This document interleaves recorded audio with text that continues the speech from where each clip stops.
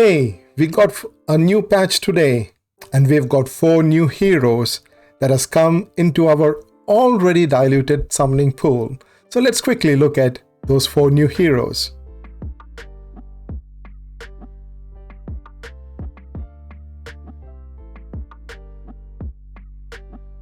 Hello everyone, Shinobi here, once again with another Awaken Chaos Era video. As we know, we got the new patch and we will look at the new heroes that has come into the game. But before that, I would like to welcome all of my viewers, especially those 526 awakened subscribers. Thank you so much for subscribing to my channel. You are my strength and encouragement. If you are not already subscribed to my channel, please hit that subscribe button, smash that like button, and if possible, share this video.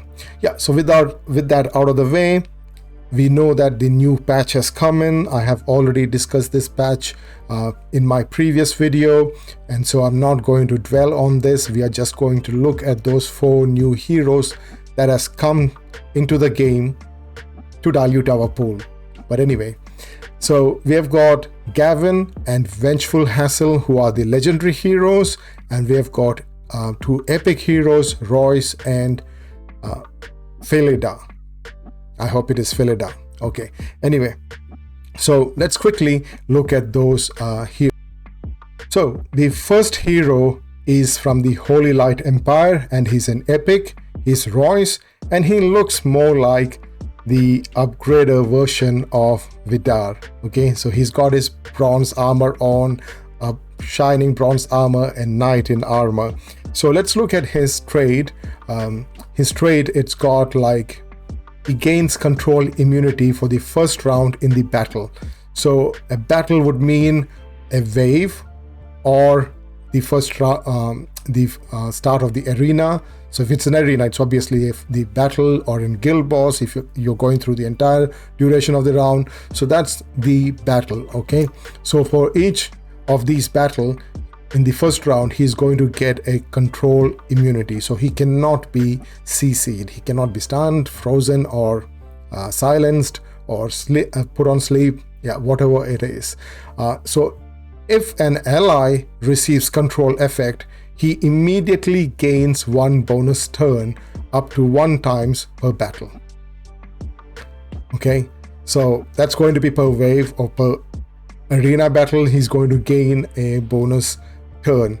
That's interesting in the sense that he's going to gain a bonus turn and he's going to attack. It doesn't say he's going to attack with ultimate, so we'll have to rely on his basic. So we'll have to see how interesting his basic is going to be. Okay, if he's ascended, he's going to apply damage reduction 2 for 1 round to self and the ally. So the ally would mean the one who got the stun, I think, or the freeze, or the control effect. I think that may be the one they are informing.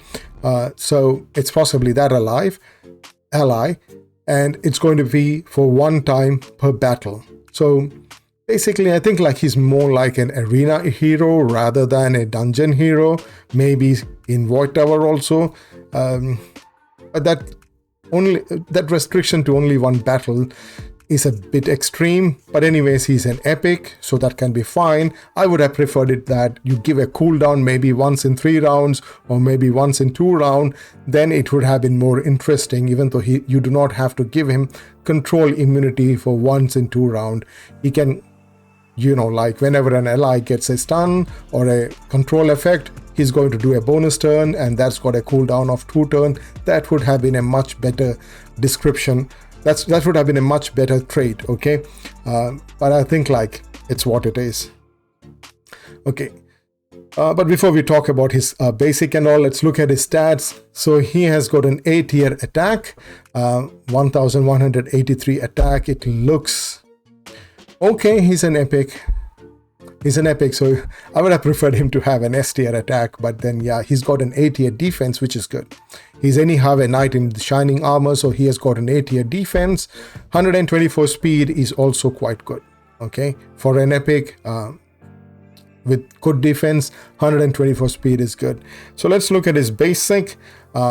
probably this is why he's not allowed to take too many bonus turns, okay? Because his basic has got silence. So he deals 120% damage to one enemy with 100% chance to apply silence to them for 2 turns, not for 1 turn, but for 2 turns. This skill is so much more better than Charles's skill. You know Charles, he also places taunt. Okay, so let's quickly look at Charles. So you see here, Charles, he's an elite hero. He lands a taunt for 1 turn. I think Royce is going to be so much better than Charles. Now I'm interested in this hero.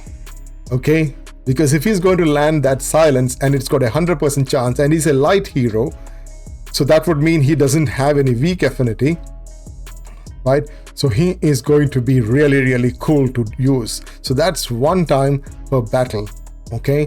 That he's going to take that bonus turn, but at the same time, you can always use his basic, all right? Throughout the battle, you can use it anytime you want to. So I think like this basic is going to be really, really strong. I like that. I wish Elyun had similar kind of stuff and she could not have any conditions for her ultimate. Then she would have also been a really good silence hero. But anyway, this is good enough. Okay, and he's an epic, so I think like he's going to be really good. Cool. I'm getting interested now. I'm getting interested. Okay, so his special, it's a passive. So when a team member receives control effects, randomly removes 1 control effect on 1 team member and gains defense up to for 2 turns up to 6 times per battle. So what if all the other 3 ally got a stun or a CC on them? Then would that mean that 3 times has already been counted? I think that's what they mean, but they can't place 3 different stacks of defense up to. It would be interesting to see whether he'll gain 150% extra bonus. But that also means that if in Void Tower Hard, if he's going to be there in Void Tower Hard as one of the mob, it will be extremely difficult to beat that flow. So every single time your ally is going to be stunned, he is going to remove that stun. It's only for 1 team member, okay? Control effect on 1 team member and gains defense up to. It does not say per round, it's per battle. So that probably means that if all 3 of your allies got stunned, he is going to remove those stuns on everybody. Randomly removes 1 control effect, it says. Right? So if 3 of them get stunned, is it going to be counted only as 1? We will have to test him to see that. Okay, but this is really interesting. So that means it becomes extremely difficult for you to be getting controlled. CCs are going to be extremely difficult if this guy is there in the team. So let's look at his ultimate. So he gains bonus defense PS that scales with the number of control effects on both teams and deals 150% damage to 1 enemy. Damage scales with this hero's defense. Okay, so he's only gaining a defense PS. He's not going to land a bonus damage like Charles does. His skills are quite similar to that of Charles, but then his special is quite special. I do like the fact that his ultimate is cool. His ultimate is cool. He's going to deal damage based on defense, so you can really make him into a tank and then try to deal as much damage as possible on the enemy hero. And he's also going to gain defense up too. Okay, if that means his damage is going to increase quite a lot. So if you have got any hero that's going to place defense on him, he's going to deal a lot of damage because it's going to scale based on his defense. But the defense PS thing, that's where I have a problem. Okay, because it's based on the number of control effects on both teams. So I will have to place somebody who's going to place a lot of defense, so a lot of CCs. And secondly, my team member would not be having any CC on them because he's going to remove that.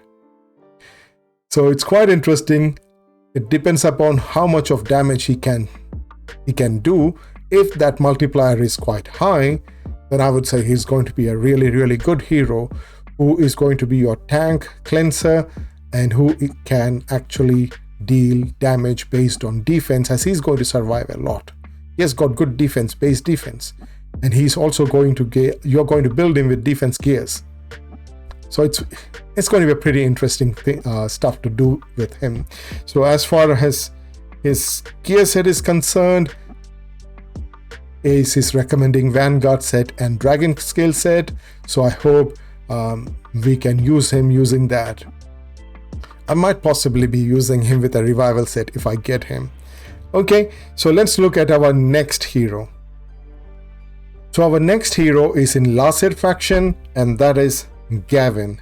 He is a legendary hero, a fire legendary hero with an S tier attack, 1576 attack. That is massive. Okay, that is really, really massive. I am quite impressed.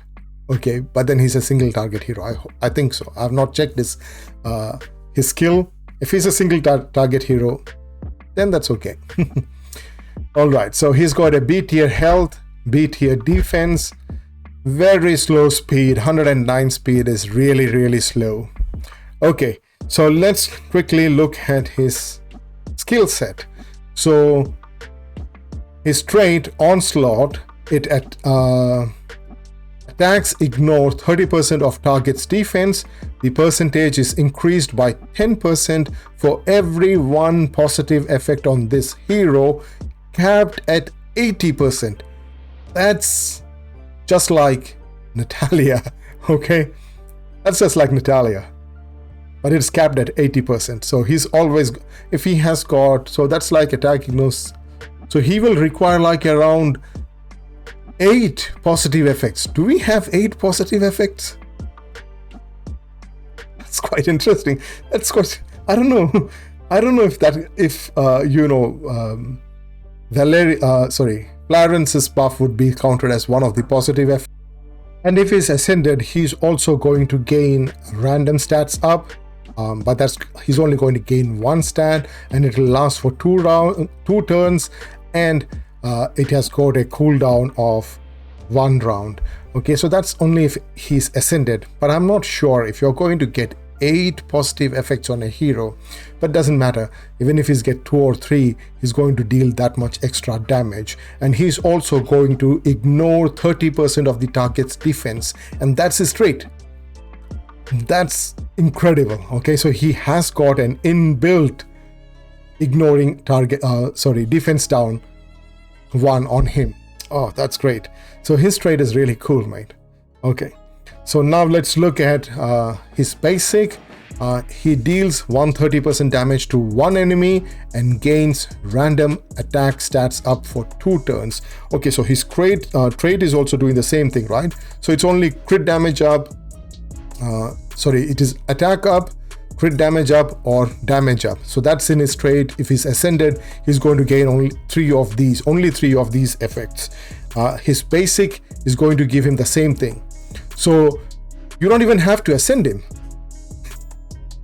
But no, that's at the start of the turn. If you're ascending him, then he's going to gain 1 of these stats up at the start of the turn, and this is when he's going to do his basic.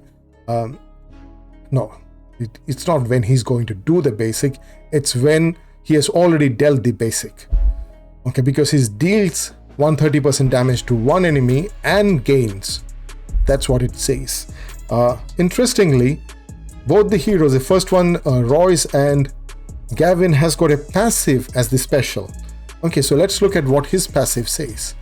When attacked, if this hero has 2 or more positive effects, launches a counterattack with this ability and deals 110% damage to 1 enemy.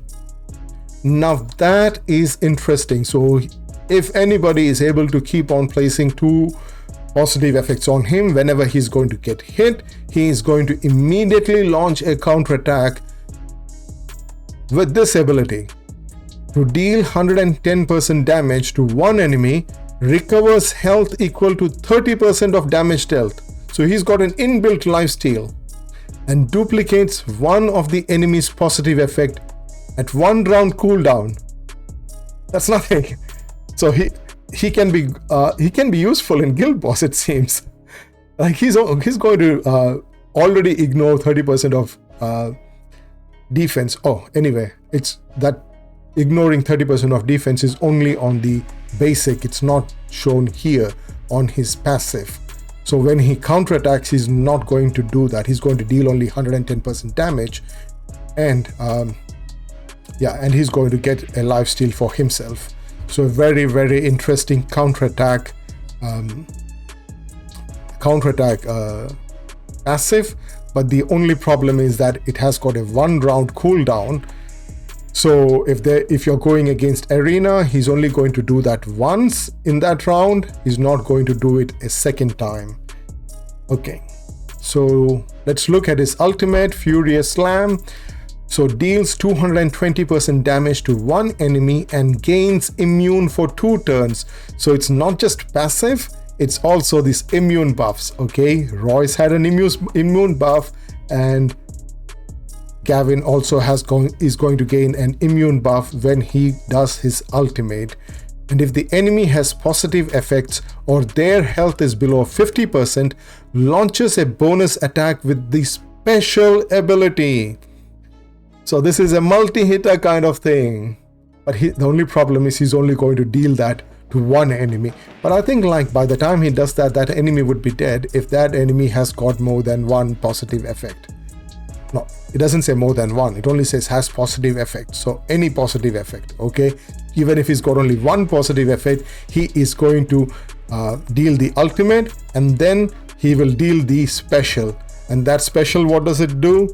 The special will remove that, I think, it duplicates the enemy's positive effect onto himself. So he is going to continuously gain positive effects from the others. That's awesome. Okay, but the only problem is he's a single target guy.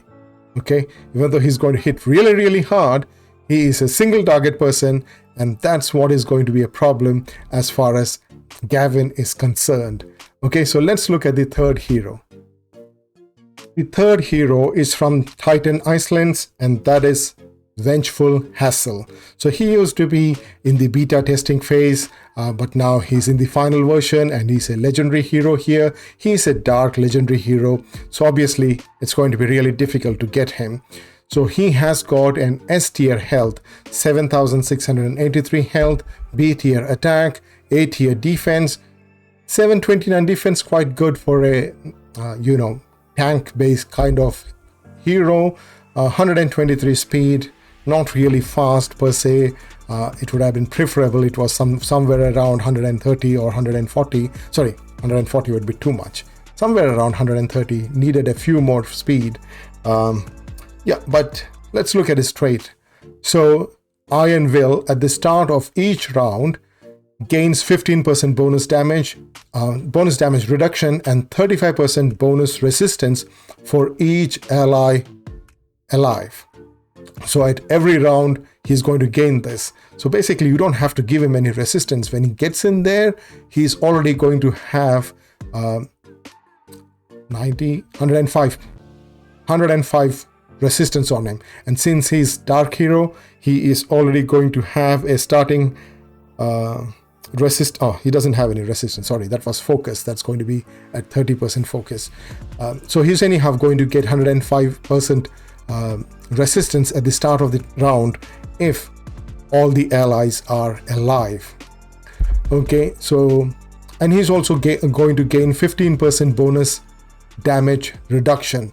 Now I don't know if that 15% bonus damage reduction is going to be counted for each alive ally. If that is the case, then that's going to be pretty massive. Okay, if it's going to scale with the number of allies that are alive, then it's going to be 45% bonus damage reduction, which will be just like this Void Tower. Okay, so that's going to be massive damage reduction. Attacks deal bonus damage according to this hero's max health. He's already got an S tier health. So if you build him with really high HP, he is going to deal bonus damage which is going to scale with this hero's max health. So a tanky bonus damage dealer. So if he's ascended, at the start of each round gains 15% bonus damage reduction and 35% bonus resistance for each ally alive. Attacks deal bonus damage according to this hero's max health.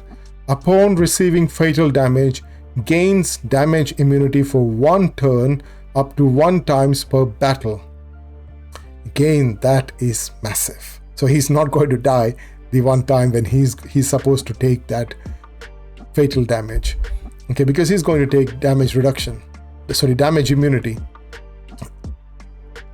And that's 1 time per battle, but okay. So all the heroes are having this 1 time per battle kind of situation over here, and also have got a special that is a passive. So let's look at his basic. So his basic Hammer of Vengeance, it deals 110% damage to one enemy with 50% chance to launch a bonus attack that ignores 80% of enemy's defense. For a single target hero, this is really good, really good. With 50% chance to launch a bonus attack that is going to ignore 80% of the enemy's defense. That is massive. Trigger chances ignore to 100% if the enemy is a light hero.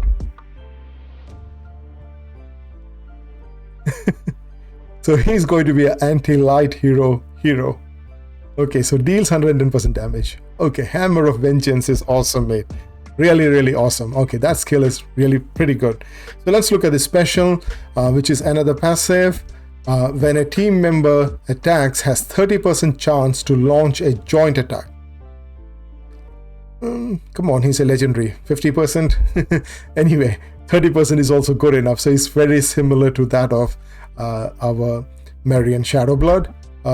When a team member is attacked, has a 30% chance to launch a counter attack on the attacker. So when a team member is attacking, he's got a 30% chance to do the joint attack. And when a team member has been attacked, he's got a 30% chance to do a counter attack. So when an ally is killed, gains bonus attack equal to 25% of their attack up to 4 times per battle. But then he's going to deal... Okay, I understand. In Ace, all damage is based on attack unless specified. Okay, like the bonus damage that he's going to deal which is scaled on his health. So if you'll have to give him some attack, but in any case he's going to gain 25% attack for each ally that is dead. So if all of them are...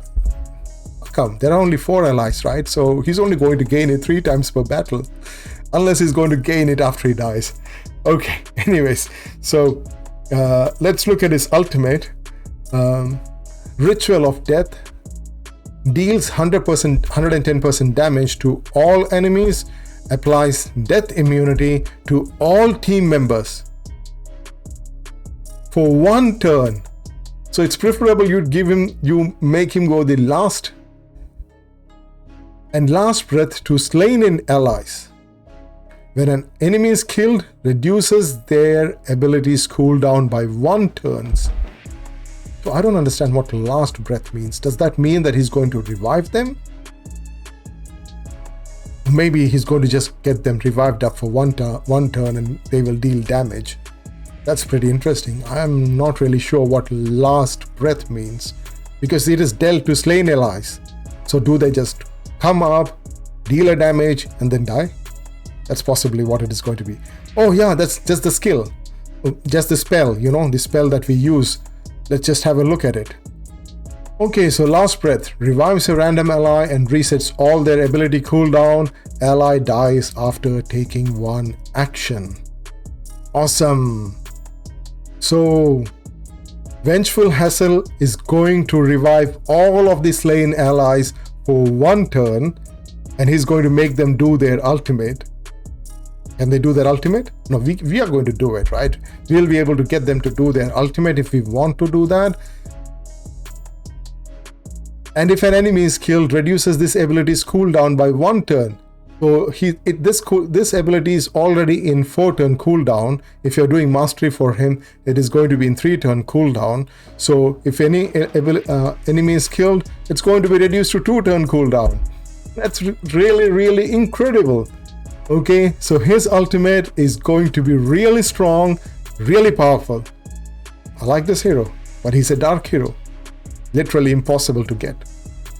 So let's look at the last hero. So the last hero is in Visitors by Sea. That is Philida. Is it Philida? Philida? Okay, I don't want to butcher it. I'll call her Philida. Okay, so you got Philida over here, who is an epic hero, a fire epic hero. She's got an A tier attack, 1329 attack is quite okay. B tier speed, 114 speed, B tier health, C tier defense. So she's basically an attack based hero. So her trait, volley fire, it applies attack up to all team members for 2 turns with 5-round cooldown. Okay, so basically it's going to be not there for 3 rounds. So she's going to have attack up on all team members with 5-round cooldown, and that's just her trait. So there's no turns that she's taking. She just applies it. And Philida casts the ultimate ability. The trait's ability cooldown is reduced by 1 round. So you have to... Okay, so basically this is going to be a 4-round cooldown unless she's able to do a lot of ultimate ability. Okay, right. If she's ascended, she applies the attack up to all team member for 2 turns with a 4-round cooldown. So, okay, so you have to ascend her to get a 1-round cooldown already. When Philida casts the ultimate ability, the trait's cooldown is reduced by 1 round. So you will probably have to ascend her so that you can have this attack up on all your team member every 2 rounds without her doing anything. Except she probably might have to take a turn before this is... She might have to get to her turn to apply this. Okay, so let's look at the basic of Philida's show. So that's Flaming Crossbow, deals 130% damage to 1 enemy and applies Ignite to them for 2 turns. Okay, an Ignite hero. I wish Ignite was much more powerful. Unfortunately, Ignite is just Ignite. Okay, so that's a pretty basic for an epic. Let's look at her special, which is again a passive. So all the 4 heroes have got passive as their special, a special passive. So when attacking enemies with Ignite, has 50% chance to reduce the ultimate ability's cooldown by 1 turn. So she's going to really keep that attack up on everybody consistently. Okay, so trigger chance is increased by 100%. Okay, so it's only a 50% chance to reduce the ultimate ability's cooldown. It's increased to 100% if the enemy has 3 or more stacks of Ignite. So you have to use quite a lot of Ignite heroes. So let's look at her ultimate. What does it do? It deals 220% damage to 1 enemy, increases the duration of all Ignite effects on them by 1 turn, and it applies Ignite to all enemies for 2 turns. Probably kind of like a guild boss hero. I don't see much utility. It's because Ignite does not have a lot of damage. If Ignite had a lot of damage, we could have used this hero in dungeons, in arena, but she anyhow deals 220% damage. Okay, an okay kind of hero. I'm not going to be really working on this hero. I'm not going to, like, if I get her, unless Ignite gets a lot more damage than what it does now, I think like I'm just going to let her pass. Yeah, so those are the 4 different heroes that we got on this patch, and tomorrow Gavin will be available in limited summons. So from tomorrow onwards, we should be able to pull him up in limited summons if we have got the RNG, if we are lucky enough to get him. I'm also really interested on Vengeful Hassel. He is going to be really good. Royce is also very interesting, but Phillida is a little bit of a downer. So that's what I think about the new heroes. What do you think about them? Let me know in the comments. Do not forget to subscribe to my channel.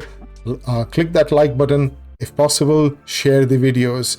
And that's it from me today. Until next time, peace, love, and blessings to all of you. Bye.